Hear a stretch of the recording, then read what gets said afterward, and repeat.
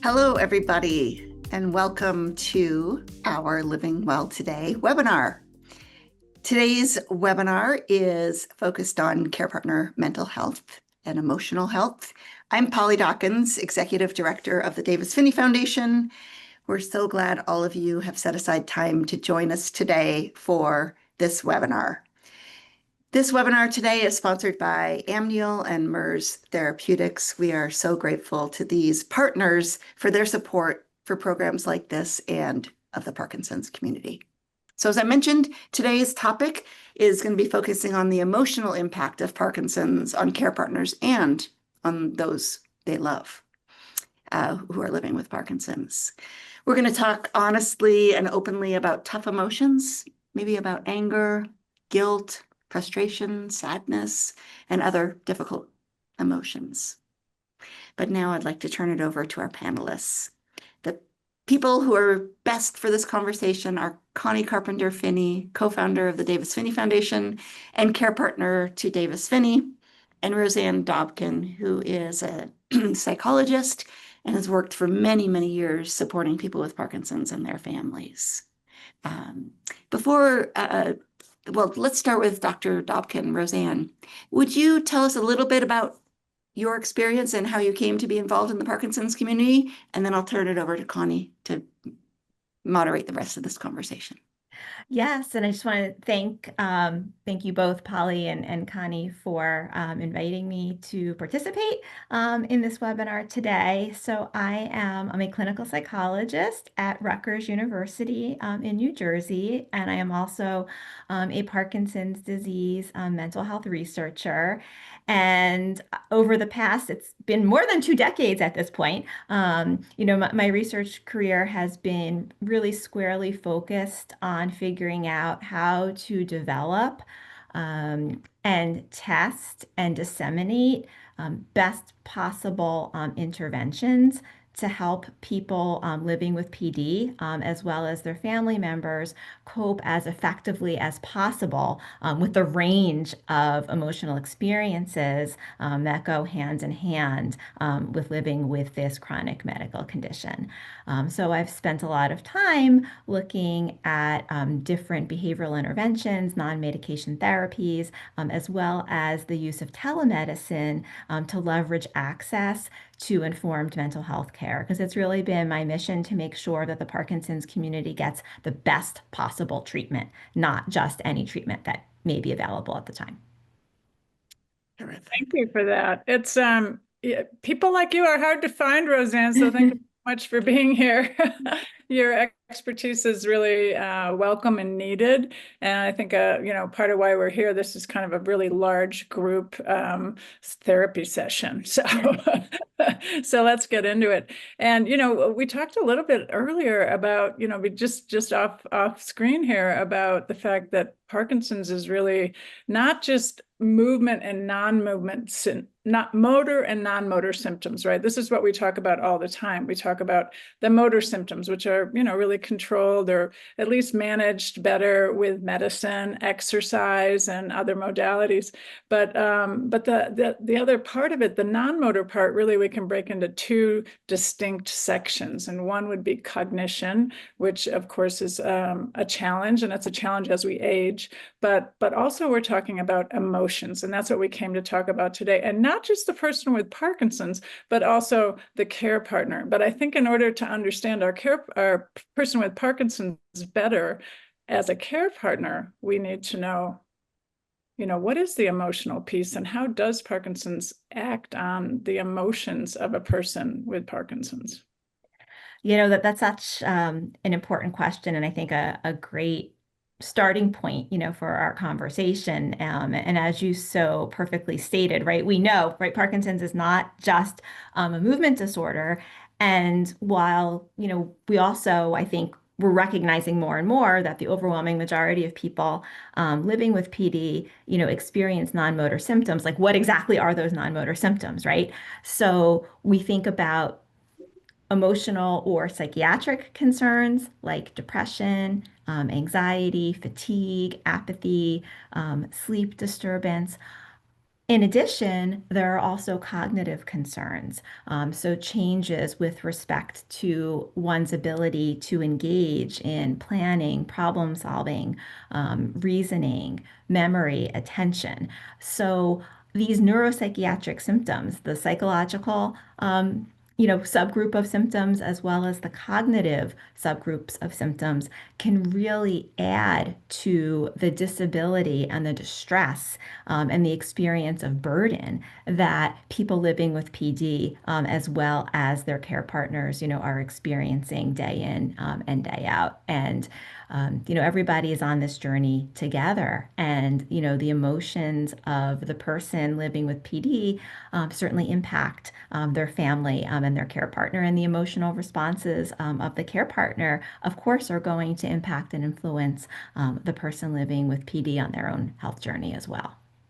Yeah, and to be super fair, that's kind of where we started with wanting to have this webinar, right? Was Yeah. to look at the mental health of the care partner. People like me who are in contact every day with our person with Parkinson's, who we love dearly, but sometimes we just can't understand what's happening. And, so much of it is we don't feel what they feel. We don't live in their bodies. They don't live in our bodies. And it's hard for them to understand what we're feeling sometime in response to them. But, you can start with just the facial masking, the affect, and how hard it is for us sometimes to interpret what they're actually thinking. Even when we've known them. I mean, I've been married more than 4 decades, but sometimes, I'm waiting for the reaction. So I understand if I'm understood and, what the person, what your person is thinking. And this is hard for the care partner, and I don't, we all need tips to work around that. But that's like straight up, like the first thought I had was thinking about, how do we keep communicating when it's so hard sometimes to find the cues? Yeah, and I think communication is key. It's key to so many different things. Um, and I think before we even talk about communication, a related point that I want to make sure that I mention is oftentimes, right, because it can be so difficult for all of us, not just if we're on the Parkinson's journey, but it can be really, really difficult to know what another person is thinking and feeling and experiencing. The only way to know, right, is if they tell us. So oftentimes what we try to do is we try to guess. We try to figure it out. Maybe we try to, I'll use some psychological terms, right? To mind read, right? We think we know what the other person is experiencing, even though they haven't told us. And when we try to guess and figure things out, despite our best efforts, oftentimes we get it not quite right. We might get it wrong. And then our misunderstanding, our misinterpretation of the situation can lead to further stress and possibly conflict in the relationship. So communication is so important. And I think it's a bit of a change because oftentimes, right, we're functioning, we're operating on automatic pilot. We're just kind of going through the day, and we're not really stopping to make sure that we are clearly expressing what we're thinking and feeling to our loved one. And we're also not stopping to make sure that they're hearing us, right, that they understand what we are trying to convey. And I think finding times to be more mindful, more deliberate, more intentional about sitting and talking together can be incredibly helpful rather than waiting for those opportunities to just spontaneously occur. So you think that maybe tip number 1 is to review your communication pattern, what you're used to, and maybe what you now need to do, which has changed, right? Yes, everything is changing. And what maybe worked very effectively in the past isn't so helpful anymore. And that doesn't mean that those prior strategies were wrong or bad, but circumstances have changed, and we need to adapt to those changing circumstances. So I'm a big sports fan. My kids are big sports fans. So I talk about sports analogies all the time. So I like to share the analogy. If you're going out to play a football game and you show up to the field with your baseball bat and your catcher's mitt, you're probably not going to do all that well on the football field. And in fact, you may get hurt because you're not going to be protected. So you have to show up, you have to bring the gear that's appropriate, for the game that you're playing at the time. And Parkinson's changes the landscape of the day for the people living with PD, and their care partners and their family members. And we have to adapt to those changing circumstances. And sometimes it's trial and error, right? To kind of figure out what's going to work best for me and my loved one, given, this unique set of challenging circumstances. So this is so interesting. I love the analogy, of course. I love sports as well. And so I like that, but I also want to welcome people that are at the varying stages of Parkinson's to this conversation, right? Because we have people who are literally, just with someone who's newly diagnosed, and someone like me who's lived with the disease for more than 2 decades. And so some of us are just learning and we're like, wait, what? And so I want to welcome everyone into the conversation. And if you are in the newly diagnosed category, congratulations, this is going to get you down the road, and help you out. And some of you, we're talking about spouses. Some of you, we're talking about communication with your parent, and this is challenging too, right? But it's your loved one. And maybe maybe you are the parent of someone with Parkinson's. So just understand that, the communication, the game has changed, and you need to bring the right tools to the game. I like that. I think that's a really great place to start, is to reconsider your tools in your toolbox for communication. And I think number one, to your point, is to take the time and make sure the person is giving you a response. And we know this is hard with people with Parkinson's anyway, because they might be slower to respond. And that's the cognitive piece. Or it could be the motor piece, because they're not able to articulate quickly because they have speech problems. So it's a combination, right? And I know for sure, if I have a difficult conversation with my person with Parkinson's and they're not properly medicated, that the symptoms ratchet up. And then what do I feel? Guilty. And if I can't get to the answer I need, then I start to feel angry. And so, so I think we need strategies on both sides. One is that basic communication. The other is, how do I take in the information as a care partner and try to minimize my strong reaction, right? Like this is really why we're here. Talk about that, my reaction, and how you could help and how you would help in a therapeutic setting. Yeah, no, again, so many kind of connected questions, right? And so many different layers of complexity here. And I think sort of one starting point is, when we're feeling frustrated, when we're feeling overwhelmed, when we're feeling upset, angry. And again, these are all understandable emotions, right? Emotions are not bad. Emotions are our friend. Emotions are adaptive responses. They signal to us if something is off, if something needs our attention, if we need to sort of shift our approach in some way.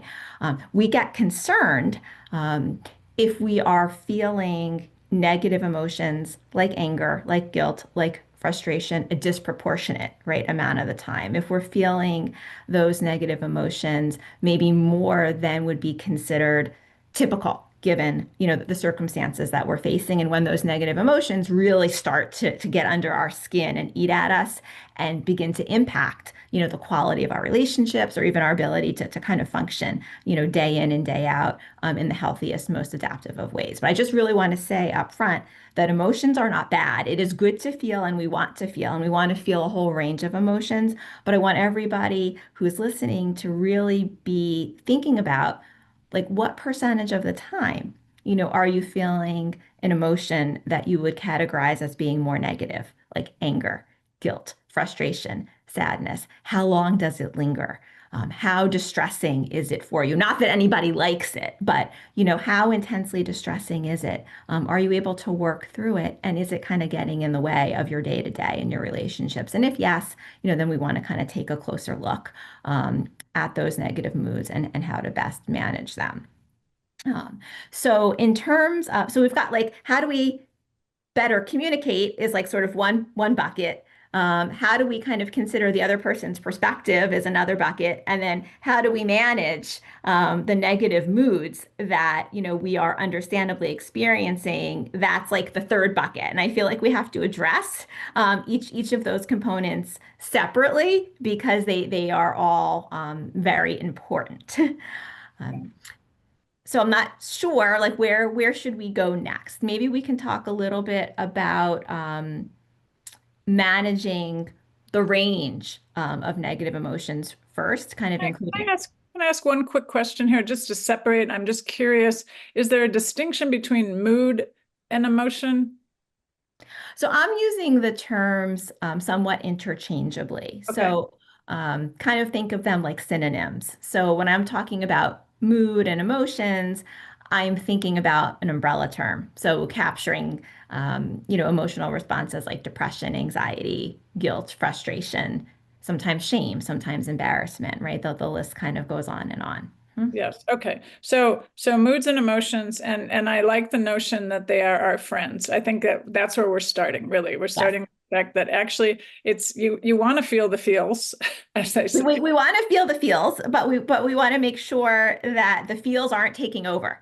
Yeah. Okay. So maybe that's the question: is how do we manage our as care partners our emotional reactions to some of our miscommunications, maybe is what they are, because or just communication. I don't know if I should label it as a miscommunication, but sometimes it's hit or miss whether we're communicating well.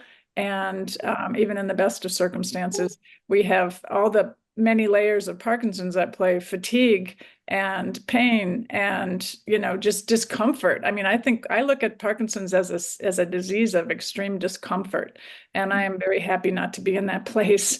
So I'm very empathetic toward that, and I realize that sometimes that empathy wears thin. So I guess what I'm asking now is, so what do we do when we feel like we've miscommunicated or we're not communicating? How do we retrench maybe and try to harness our emotions so they don't go down that negative path? Does that make sense? It does make sense. And again, there's so many tips and tricks and suggestions. So let me see if I can kind of prioritize a little bit. I think sort of the first suggestion that I'd like to make is when we're having a difficult time communicating and when it seems like maybe we're misunderstanding one another, I think a really good strategy, if we can, and it's not always possible, but if we can, to kind of step away and take a break.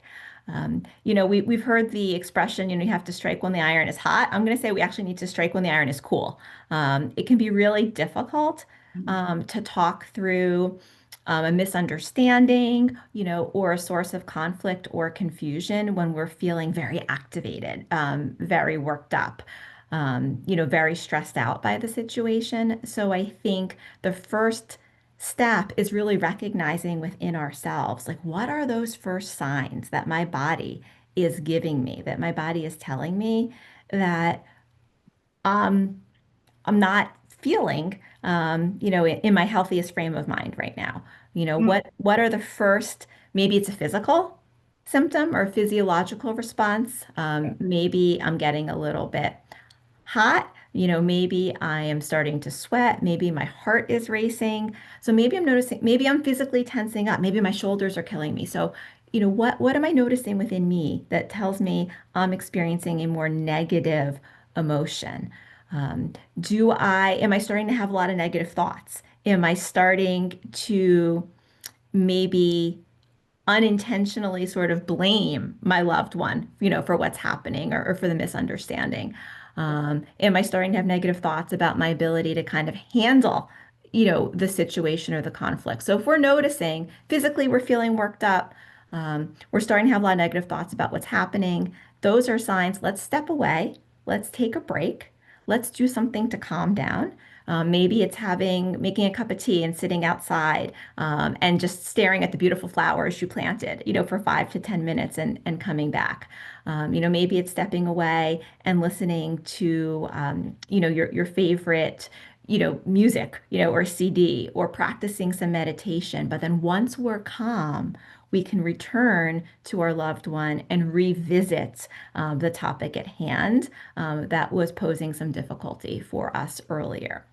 Well, let me interrupt for 1 second just to say that sometime what happens with the person with Parkinson's is because they suffer a bit from perseveration, like holding on to a thought, holding on to an emotion or something, that sometimes we can't get them to actually back off. So, and we might do the same, right? It's like we're down in that trench and we've grabbed onto something. And so on the one hand, you're saying to calm it down, lower the lower the heat, lower the noise. But on the other hand, when is it okay to just walk away? I've never been one in my relationship to walk away. I've always been the one that said, let's take a breath.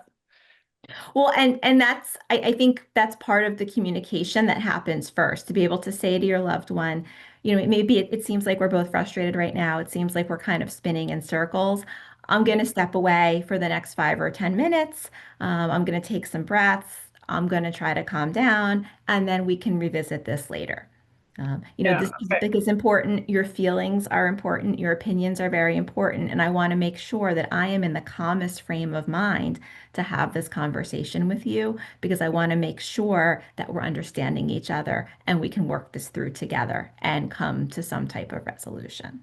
Yeah, that's great. And I think we need to really think, like kind of sit with that for a second, is that's the first thing we need. That's the first line of, repairing maybe a miscommunication session and to make sure that our person is medicated properly, that and understand if a lot of times I'm like, did you have a bad sleep last night? Because I can't know that, right? I can't know how restless the sleep was. It's always restless, but how it's degrees of that, right?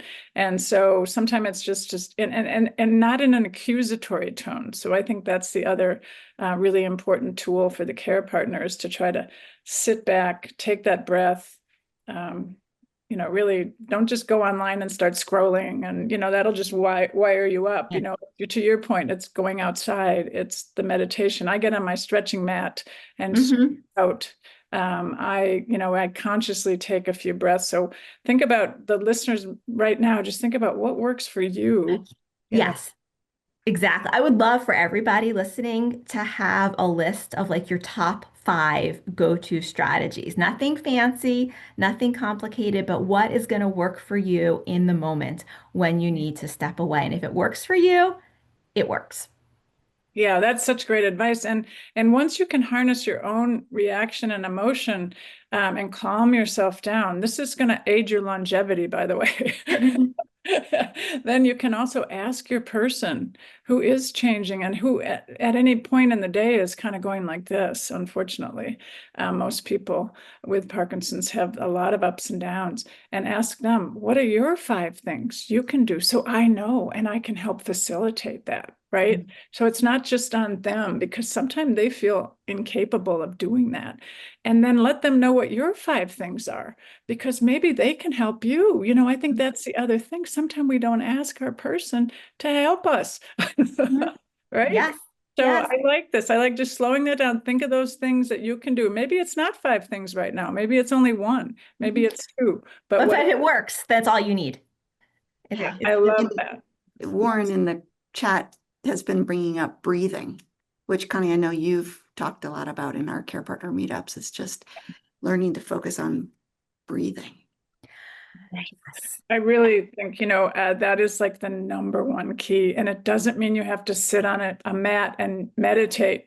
It just means you take a breath and you feel the air come into your body and you relax your shoulders.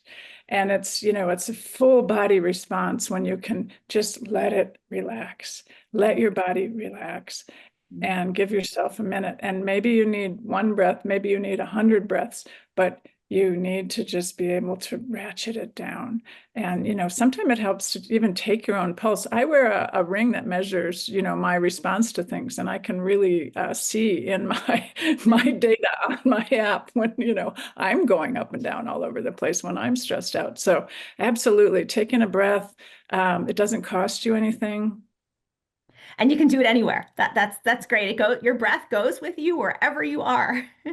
Yeah. So that's great, Polly. Thanks for jumping in. Is there anything else that we're missing as we're having this conversation that we need to know about? I'm capturing a bunch of the questions for the Q&A at the end, but folks are giving good ideas about, going out in nature, breathing the air outside, cooking, Yes. showering, yoga. So those are strategies. Whatever works for you. I mean, and I'm a big fan of like breathing and meditation. Visualization can be so important. Unless, of course, if you're driving, I don't want you closing your eyes and visualizing. But as long as you're not behind the wheel, go sit in a different room, sit outside, close your eyes and think about, the most beautiful beach that you've been to, or if you like hiking, what it looks like to be, on a favorite trail. Or if, again, I mentioned like flowers earlier, it's springtime, if you've got, different varieties of flowers and colors, just focusing on what you see, like what do the tulips look like in the backyard, and really inspecting like the details on the petals and the stems, and allowing yourself permission for 5 minutes, maybe 10, to put those worries, those concerns, that frustrating conversation on the back burner and focus on something pleasant in the here and now. And then you can return to everything else that may be a source of frustration at a later point in time. And let's say that frustration lingers and it starts building up. We've given in a lot. We've given up a lot over time. Our schedules have really changed as care partners. We do harbor loss and grief in so much of the experience because we can't do a lot of the things we thought we were going to be doing. Maybe we're doing other things that are actually better because we've calmed down a bit, but I'm not, but I'm also going to say that most of us experience this loss and this uncertainty and this fear about what's before us. And that, I think, that contributes to the natural emotion of having it present as anger when in fact it's other things, right? Yes, yeah. So what 100%, and this is actually, I'm so glad that you raised this, because anger is a primary emotion. Anger is also something that we call a secondary emotion. And so people might be thinking, oh, well, what do we mean by secondary emotion? Well, oftentimes anger is not the first feeling that we experience. We may be feeling frustrated. We may be feeling embarrassed. We may be feeling ashamed. We may be feeling guilty. So we have these very uncomfortable, like internal emotions that we don't like, and we don't know necessarily how to handle or how to grapple with.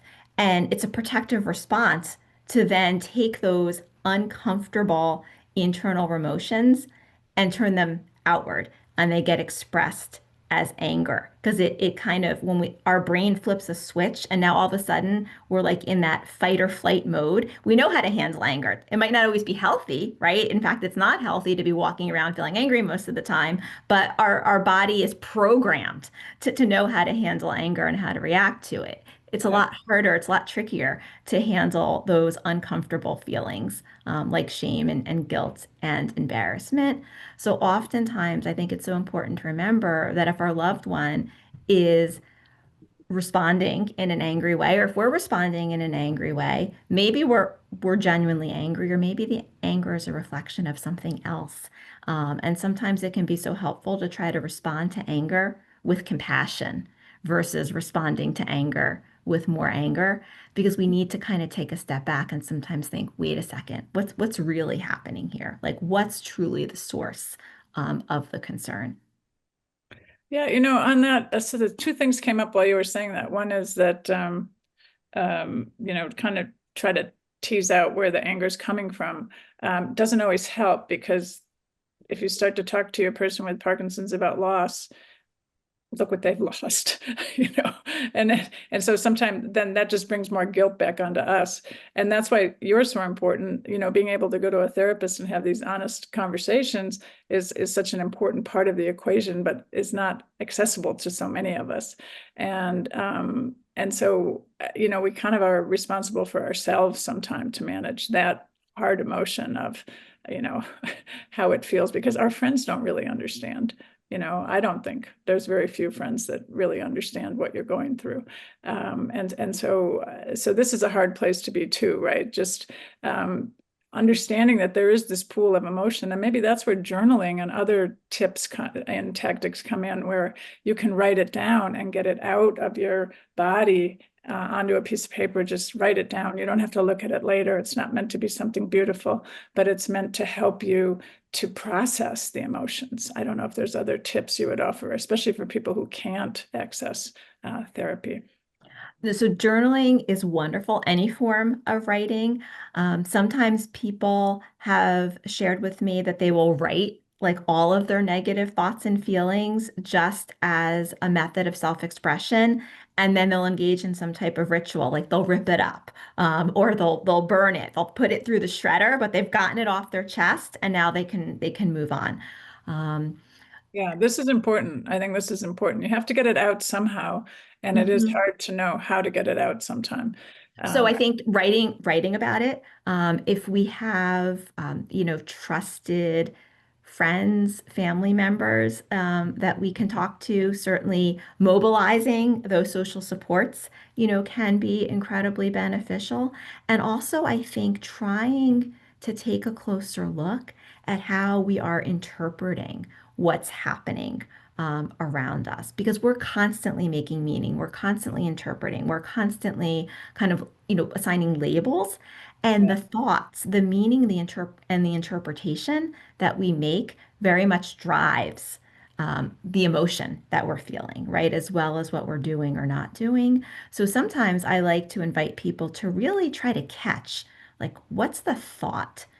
And then take a step back and look at it and say, is there another perspective? Is there another way I can consider the situation? Like maybe my first assessment of the situation, maybe it isn't quite as accurate as I feel like it is. Because the reality is, when we are stressed, when we are overwhelmed, our thoughts are going to veer very much to the negative. Thoughts lead to emotion, and when we're feeling negative emotions, we are much more likely to have thoughts that match our mood versus thoughts that match the facts of the situation. So being able to just write down our thoughts, and then kind of taking a step back and recognizing, okay, these thoughts are like the opinions of the moment. Like they may or may not be factually accurate, but can I just separate myself from those thoughts, for a few moments, or maybe for longer than a few moments, and then come back to them in a later time and look at them more closely. When we're feeling stressed, when we're feeling overwhelmed, we tend to focus on like the worst case scenario. We tend to focus much more exclusively on negative outcomes versus like those middle of the road possibilities. Right, right. Yeah, this is important, and I think it's also important that we can't always know where these thoughts are coming from and where they're headed, but they likely will devolve into a more negative spin, and so it's up to us to try to, you know, get that out and recover, whether it's through the journaling or through the breath or whatever it is. And I think that that's so important. The other thought I had while we were, and I want to ask you what you would do in a session when you're talking to someone as regards that, but also the mirroring aspect. I think you mentioned this a little bit too, because sometimes I think, especially couples who have been together for a long time, we tend to mirror each other's emotions. And when Mhm. our person is down, we get down instead of helping them to get up. Or if we're down, they get more down. Yep. you know, No, we play off of each other, right? And if we are, in a difficult situation, and if our loved one is feeling more anxious, more depressed, more frustrated, more overwhelmed, we may also be experiencing, right, very similar types of emotions. And we can't control, right, what another person is feeling and experiencing, but we can control our reactions to what they're feeling and experiencing. So I'm going to go link this back to something that we were speaking about in the earlier part of our conversation. Be aware. We all have to be aware of what our personal red flags are. What are our personal warning signs that we're starting to be stressed out, overwhelmed, that we're starting to drive angry? And at those first signs, can we step away and do something to self-soothe, to show ourself some kindness, and some compassion. Because when we can turn the dial down with respect to the negativity that we're feeling, then we are in a much better position to support our loved one with whatever they are going through in that moment. Yeah, yeah. You got some good responses on that one. And I think that's important. But I'm wondering too, like in a therapy session, Mhm. do you work with both care partners and the person with Parkinson's at one time, or are you working individually? How does that work? And how does one approach? I wanted to talk, because you said you're also looking at a telemedicine, people need help. And so Mhm. first I want to know kind of what happens in a session. And then the second is, can we do this online? Is it okay to do it online and find some? So yes, a big enthusiastic yes to that latter point. But in terms of like what I do like clinically, so I work individually with people living with PD, and I also work individually with care partners. Sometimes I will meet with the person with PD and the care partner together, sometimes separately. Sometimes I may just work with the care partner. It really depends on what's going to be most helpful, for each individual family. And that's really what dictates sort of the treatment plan and how we all work together. Um, with respect to telemedicine, this is actually an area where I've done a lot of research and happy to report that, what my research has shown is that when we deliver psychotherapy sort of old fashioned, like in the office, like you're in the same physical space, versus just over the phone, even without any video, or using web-based video conferencing, the effects are significant and they're equal, sort of independent of the method of administration, method of delivery of the psychotherapy. So telemedicine can be a really effective way to work to access, informed mental health care, because it can be really tricky. It's tricky for everybody Yeah. to try to get to an office, let's say once a week for an hour. And then when you're dealing with all the challenges related to Parkinson's, trying to get into an office for weekly psychotherapy can seem like an even greater impossibility. Yeah. Yeah, no, that's fair. And that's very true for some people with their person when they really can't leave them for any length of time and, take a couple hours out to do that. I'm wondering too, like, I just want to be a little fly on the wall when you are talking to a person with Parkinson's and they say, my person who looks, my partner or my child or whoever is their care partner is always mad at me. How would, do you get that? Do they feel that? Like, I can never do anything right? And what do you say? Yeah, so that does come up, not surprising, right? That does come up pretty frequently. And so of course my first response is I want to hear more, right? Because everybody's history and experience is so different. So I really want to get a better feel for what's happening kind of day in and day out, in the context of that relationship. But then typically what I would do is try to explore with the person with PD, like what are some possibilities? Like what are some other reasons, right? Why you may be observing, behavior one, two, or three in your relationship. And can we widen the lens and think about all of the many factors that could be contributing to how your loved one is interacting with you or responding to you? And might Yeah. they be mad sometimes? Well, sure, because, we're human and we get mad sometimes, and that's okay. But are they mad 24/7? Probably not. So let's kind of talk through and think about like what are some other determinants of how your loved one is feeling? Did they have a bad day at work? Is there, a sibling that's giving them a hard time? Was a bill not paid on time and now you're struggling with the credit card company? It could be anything, but what are some other explanations here? What else might be happening? So I love this idea. And then I think we're going to go to questions, but this is perfect kind of to lead into some questions, because I think what you're saying, widen the lens. Widen the lens. We can all do that, right? Widen the lens. What's going on here? And I used to when we used to have big group meetings in person, and I get a group of people with that were the care partners in one room together, we would all say together, "I hate Parkinson's disease." Admit to that fact. We don't like the disease, but we didn't ask it into our homes, right? That's right. Our person didn't ask to have Parkinson's. And so we have to remember that. And that's part of widening the lens, right? Yes. You don't have to like the disease, but if you're living with a person, if it's your relative, it's your best friend, whoever it is, you have to widen that lens to say, why is this happening the way it's happening, and what can we do about it? And we can't solve it in a minute, right? No, it takes time. And that's, I think, also such an important point, right? We have every right to be mad at the disease, to be mad at the impact that the disease is having, on our lives. But just because we're mad at the disease does not mean that we're mad at each other. Um, so we have every right to feel and express our negative emotions, but we want to be careful that we're not personalizing, um, the negative emotions, right, that our loved one is expressing, because they may be really upset, but just Yeah. because they're really upset doesn't mean they're really upset with us. Yeah. And I think before we go to questions too, is just to remember that to expect good manners from your person with Parkinson's. Sometimes they don't get to the please and the thank you parts, and sometimes we don't either. And we have to just remember to sort of circle back to, civil conversations sometime. And related to that, like another suggestion that I love to make to people, because again, we're so busy and there's a lot of things that we don't get to, right? There's a lot that goes unsaid. But to be able to maybe even set aside, maybe every day is overly optimistic, but a couple times a week, I was really appreciative of this.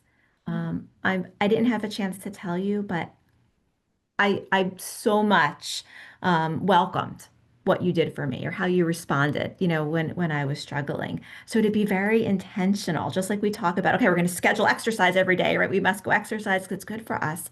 Can we schedule time every day for 5 minutes or a couple times a week for 5 minutes to check in with each other and say, wow, this is what I really appreciated. This meant so much to me. Yeah. Thank you. Yeah. And Thank that you. goes both ways. Yeah, thank you goes a long way. All right. Well, thank you, Roseanne. Let's ask Polly, what do we got? I know we have a lot of Oh my goodness, we have such an active audience today. So many good questions. Since we were recently talking about therapy and Roseanne, what you do in clinic, um, Rachel asks, how do you know what to share with your person with Parkinson's and what to save for therapy? So that's a great question. I'm sure these are all going to be great questions. And I think it's somewhat kind of case by case, but I think we have to consider um, like what is the emotional impact, of what we're going to be sharing on our loved one with Parkinson's. And if we're not sure how they may receive that information, or what the emotional impact will be, then I think it probably does make sense to kind of pause. And if you are meeting with a therapist, to possibly discuss it in therapy first, and then come up with a plan, come up with some strategies that you can then bring into the home environment to work on communicating in a clear and open way with your loved one with PD. And again, I think it depends. It depends on sort of the topic at hand and what the source of stress is. But if you're not sure, then I think it's probably a good idea to sort of pause and think about it a bit. But before sharing information that could be, upsetting. Yeah. That's great advice. And also, I think writing it down, right? If you're thinking about, okay, having a conversation, writing down what you might want to say, putting it to the side for an hour, for a day, for a week, and then going back and looking at it and asking yourself, how do I feel about that message right now? Is that actually what I want to communicate? Or is that a message that was sort of scripted more by the anger that I was feeling in that moment? That's a great point. Yeah. Yeah. Don't always let it out there, but sit on it for a second. Sometimes it's not possible, but that's a great tip too. And I think another thing to consider, if you're thinking about, well, do I share, do I say, try to put yourself, and this is so much easier said than done, in the other person's shoes. Try to consider it from their perspective. Try to ask yourself, if I was sitting on the other side of the table, how might I react? How might I respond, to that comment, or to that line of questioning? And then based on your response to that question, you may decide that you want to move forward, or you may want to maybe hold off and discuss your concerns with a friend or with a professional. Yeah. There are quite a few questions around just basic communication with your loved one from the beginning of your conversation together. Alan mentions, I think this is back to your analogy, your sports analogy.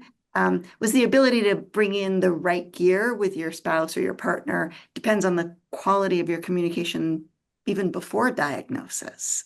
Mm-hmm. It does.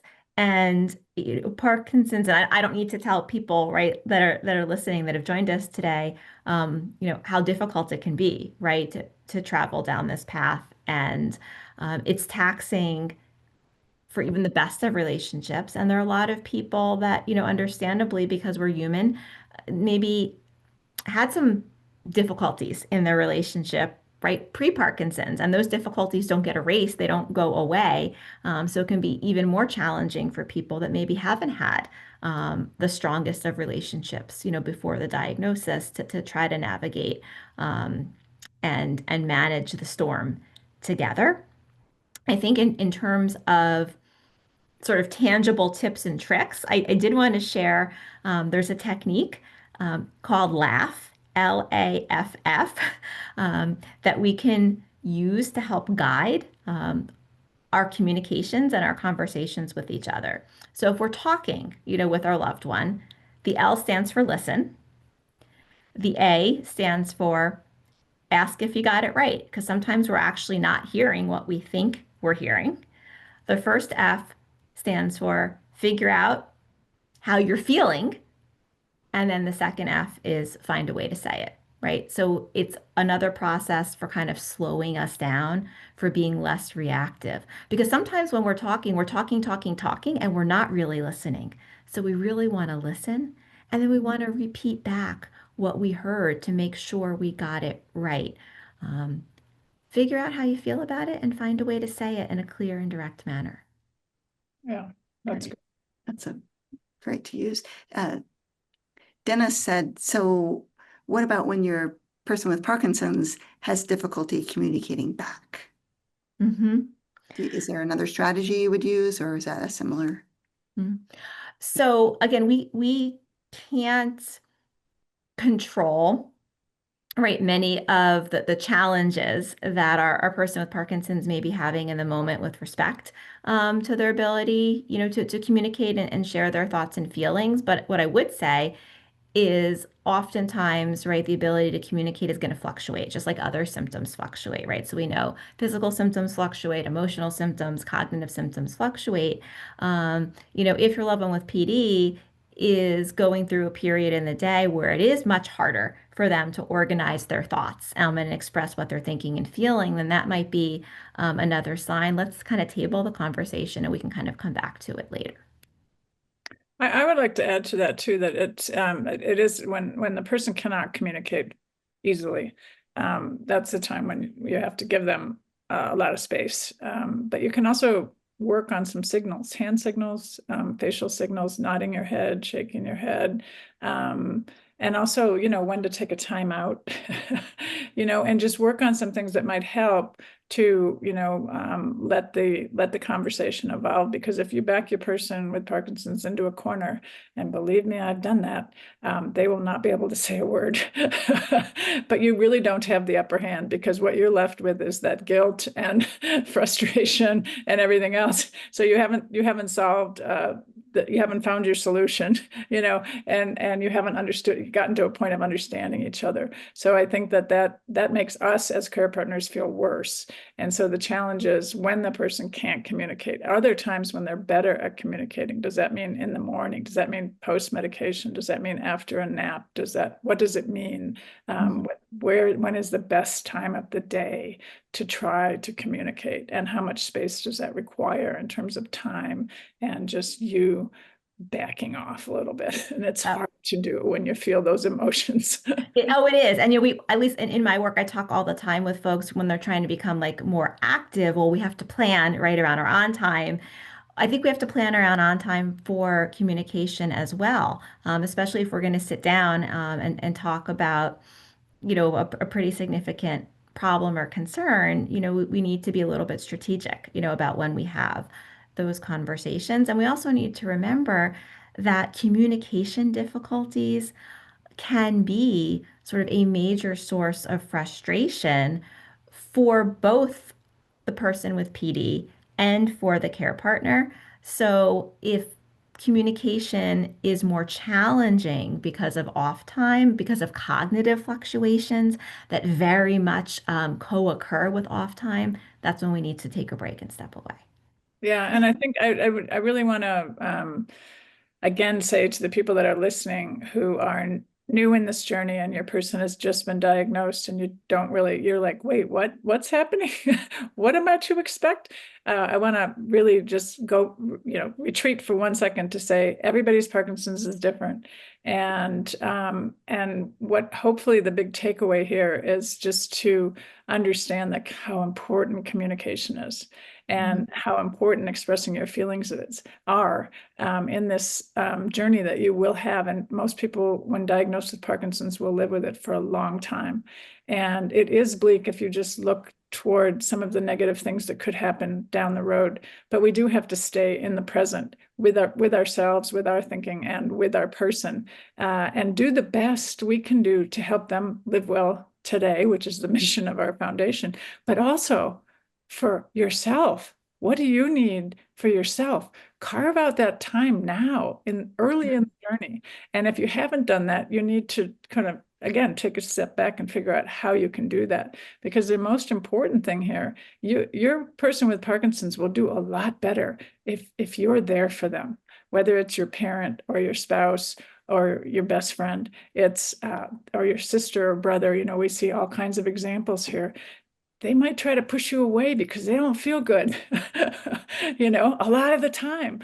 But you're there for them and you're strong. You're stronger than you can possibly know when you start this journey, and you're going to learn so much. And that's why you're here. And so I want to thank everybody for showing up, first of all, and then for taking on this advice, and for Roseanne, for you giving us some tools or some gear that we can, actively engage with this disease, because this disease demands engagement. And self-care is critical, right? We all have to practice self-care, and set limits, have boundaries in relationships. If there are other relationships in your life, friends, family members, that are associated with a lot of stress, well, then maybe we want to kind of reconsider, like, how much time and attention, do we, direct towards those relationships? Are there ways to reduce or eliminate stressors in other aspects of life? And if we can, that can be incredibly helpful as well.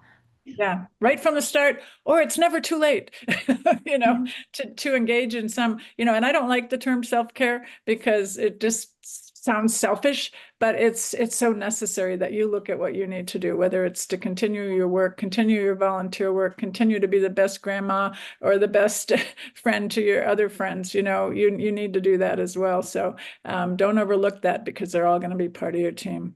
Polly, we don't only have like 5 minutes left, but I know, and there's a conversation in the chat that's going on amongst a few people about the feeling of guilt that the person with Parkinson's is experiencing, about guilt about having Parkinson's and what it's doing to their relationship and their family.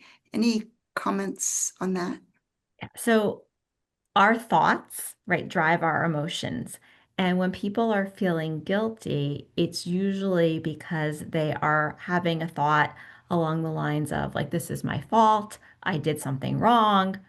Um, Nobody asked for this diagnosis. If you're living with PD, it's not your fault. You didn't do anything wrong, and everybody's on the same team trying to cope as effectively as possible, with all of the many challenges that you're facing day in and day out. So I think if we're feeling guilty, we really want to look at what are we saying to ourselves about yeah. what's happening. what we're feeling, what we're experiencing, like what's the meaning that we're making. And that's a really good signal if you're feeling guilty to try to jot down your thoughts and then kind of step away from them and then go back to them at a later point and see if we can widen the lens a bit. Yeah. And I think that too, that guilt is not a very, it's not very productive. Mhm. And so it works in a courtroom. Yeah. It doesn't work in everyday life. And so I think what we really want to do is we want to, backtrack to where our anger, we started with talking about anger and emotion. And I think we want to backtrack to those feelings and your advice about, what you just restated, but where is it coming from? How can we communicate it? How can we get it out? And where do we go from here? And it's okay to be angry. It's a natural emotion. It is a natural emotion, and we all feel many different feelings at the same time, and that is healthy and that is natural. So, feeling angry, feeling overwhelmed does not mean that you're not also feeling, compassion, or affection. We can feel lots of different things. We can be 100% in and 100% committed, but still exhausted. And acknowledging that we feel something negative does not negate all of the many positive emotions that we're also feeling and experiencing. They coexist. A big takeaway for me, you said it right off the bat, was emotions are our friends. Emotions are our friends. And so we need to make friends with these hard emotions as well as the good emotions. And I think that we've gone a long way toward that, but we know we have a lot of work to do, right? And so the fact that it's just an ongoing dialogue within ourselves and with our person is important. And just showing up to talk about it and think about it and see if you can look at things differently. Sometimes we have to really take a big step back. Yep. And so does our person, because we can't know what they're feeling, but they can't always know what we're feeling. We can't always articulate it because even though these emotions are our friends, we don't always understand our friends. That's right. Or we don't always agree with our friends. So I think this has been super helpful to me, and I know we could take it a lot further, but Polly, any closing thought or Oh my goodness, Roseanne and Connie, listening to the two of you was beautiful and really, really helpful. And the way you answered people's questions and talked about these topics. Thank you. Parkinson's is hard, but you can do this, all right? Let's do it. Thank you so much, Roseanne. Thank you.